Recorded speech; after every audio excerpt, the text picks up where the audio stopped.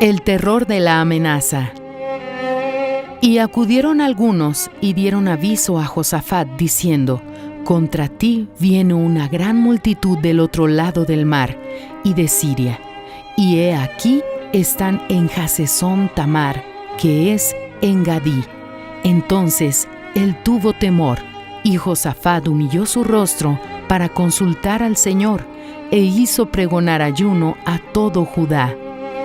Segunda de Crónicas, capítulo 20, versículos 2 y 3.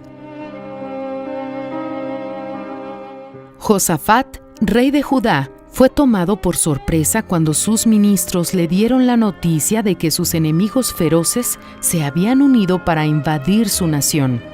Y lo peor es que ya estaba cerca de Jerusalén. La reacción inmediata fue de miedo. El sentimiento era de una inquietud desesperante. No estaba preparado para la guerra, ni había tiempo para prepararse. Solo quien ya vivió o está viviendo bajo amenazas de muerte puede evaluar esta situación.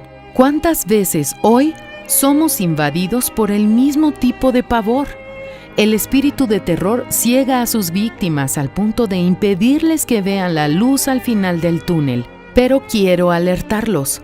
Los hechos no siempre condicen con lo que se oye decir. ¿Cuántos toman decisiones precipitadas por no saber que la situación no era exactamente como se estaba pensando? Delante de aquel cuadro, conociendo la historia de sus padres, sus conquistas por la fe en el Dios de Israel, Josafat no titubeó y se dispuso a buscar ayuda de lo alto.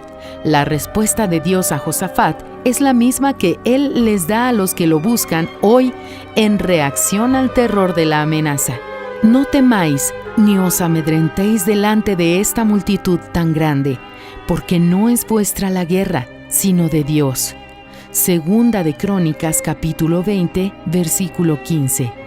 No importa el tamaño de la amenaza, nuestro Dios es infinitamente mayor, y Él va adelante en esta batalla para darle el libramiento.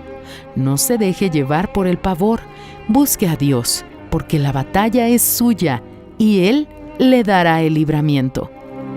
Fragmento del libro El Pan Nuestro para 365 días del obispo Edir Macedo.